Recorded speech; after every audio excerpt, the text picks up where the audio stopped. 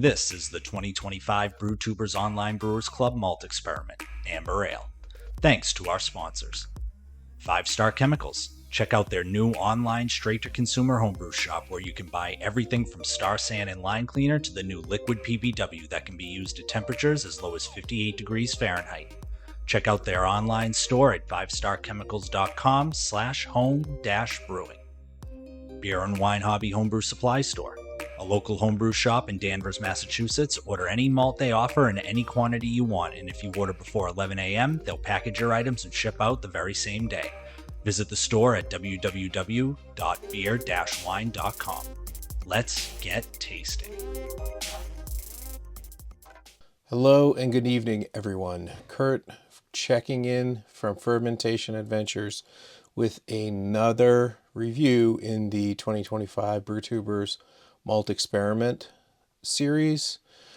Tonight, I'm reviewing my 8th beer, Irondale Brewing's Amber and Amber, which includes 12.6 Simpsons Amber Malt as part of the recipe. And again, just a quick recap. If you're following the series, you know what we're doing here. If this is your first video, you don't.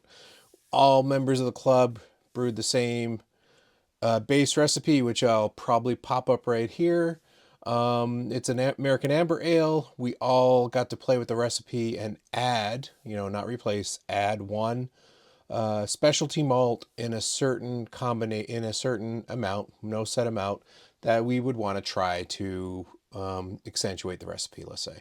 Really, it's a chance to, let's say in Matt from Irondale Brewing's case here, it is an opportunity to say, what does Simpsons Amber Malt do in an amber ale or in beers in general, right? So, what is Simpsons Amber Malt first and foremost? It is basically a biscuit malt. It is a roasted malt from Simpsons, and it's from the UK. And again, some interesting facts as we look at the overall experiment. The base recipe had victory malt in it. That is Breese's version of a biscuit malt. It was a very small amount. Again, it was just meant to add a little bit of different character to the recipe. Was not meant to be a featured player. But here with the Amber Ale, Matt added at 12.6%, which is really and again, it's probably a really good idea. He added it at a amount that was larger than any of the other specialty malts that was in the base recipe, right? If you see the base recipe, when we published it without the specialty malt edition, it was 10% Caramel 60 from Breeze and 10% Munich from Stone Path.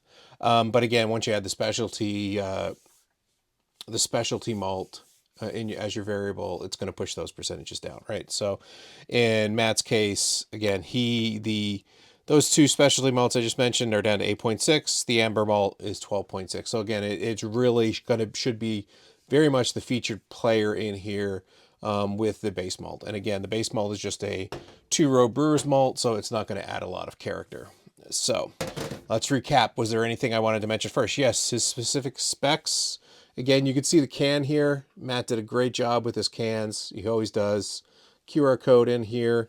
There's actually should be a spinning can of close-up if you want to get a good look. I talked about his variable in the recipe quite a bit. His brewing specifications.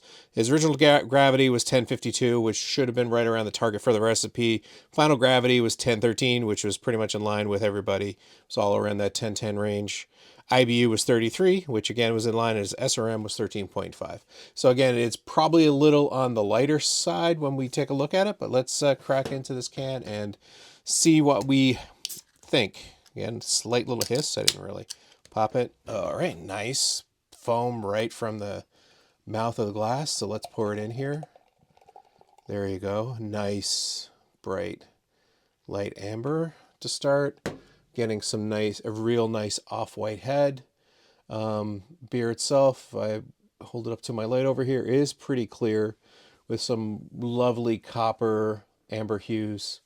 And as we said, it's really on the lower end of the of the SRM for the style. Some beers like mine, which I kind of doctored with Cinnamar, I wouldn't even call that adding a specialty malt. I really added enough to, might have even pushed it out of the SRM range a little bit, but it was right at the edge, which again, I'm not going to pull up Brewfather here. Who am I kidding? I'm going to pull it up. So 17 is kind of the bleeding edge of where it would be. I'm pretty sure if I did the kind of rough math, I was right around the 17, 18, 19 range with that. The amount of Cinnamar added to the recipe, again, I'm talking about my recipe, so I won't belabor that here. I'll probably cut this out. But again, Matt's beer should be about 13.5 SRM. The upper limit would be 17. The lower limit would be 13. So again, it's right on the lower end of the amber ale. So let's get a sniff and let's get this tasting started. Cheers. Oh, nice.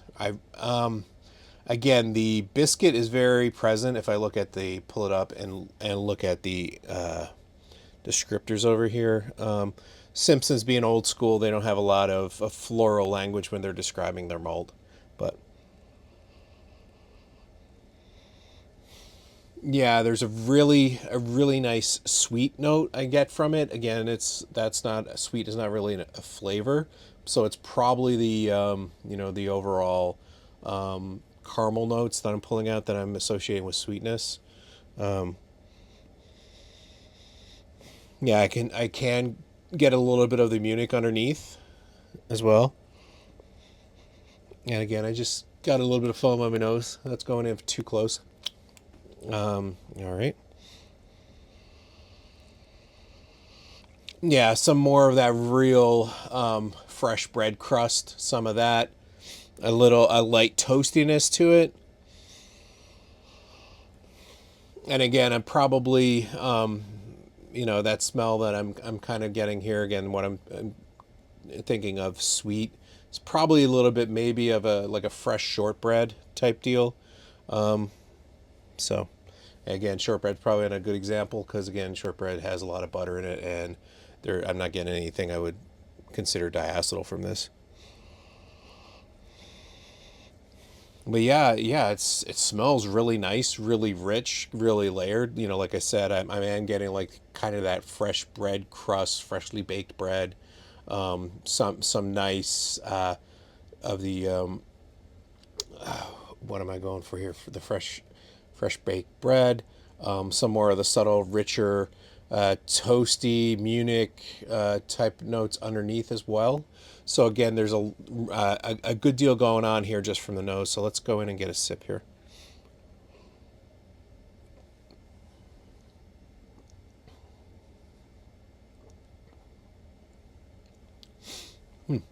Wow. Yeah, really, really, yeah, very malt forward. Of course, I'm not getting much in the way of the hops. Just throw it out again. Recipe structure in a way so the hops really shouldn't be playing a big role here. But I am getting that nice little subtle bed of bitterness, a nice little cleansing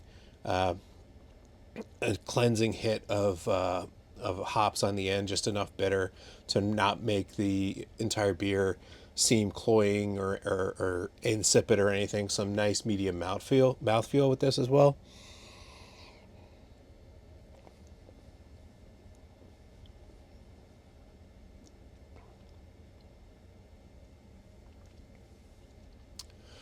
Yeah, again, that's definitely more of the when I think bread, when I taste it, it's more of on a more richer a brown wheat bread.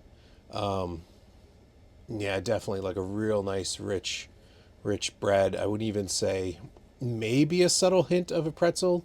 I'm getting from this as well. Some kind of those pretzel notes, soft pretzel notes.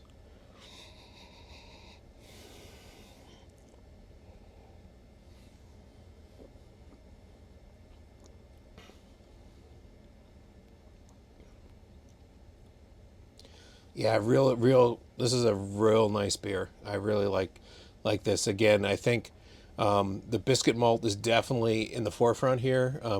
When I saw Matt was using biscuit malt, for some reason my my mind went to Amber Malt being a crystal malt from Simpsons, like a Crystal 60 or so, and it's not that at all. But it is it is, like I said, a toasty biscuit malt. We definitely get those toasted notes. You know, some more of the underlying two-row graininess is the flatbed that's kind of setting the blanket for our bread picnic. But yeah, this is like a beautiful loaf of bread in a glass that I'm really enjoying. Again, the biscuit, I think the biscuit kind of comes from a historical English descriptor of what a biscuit would be. It's not like I don't know, like a uncheesed Cheeto, or like a, well, saltine wouldn't be a biscuit either, but some of what we think from America as far as a biscuit, almost more like a cookie, or an oatmeal cookie minus the raisins for this one. Definitely not getting some of the more darker fruit notes that I'm getting from some of the other beers. I'm not getting that here.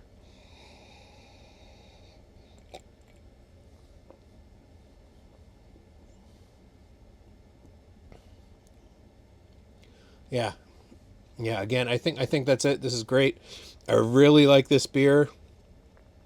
Again, I wouldn't. I'd say as we're going forward with the amber recipe, it's definitely a malt forward.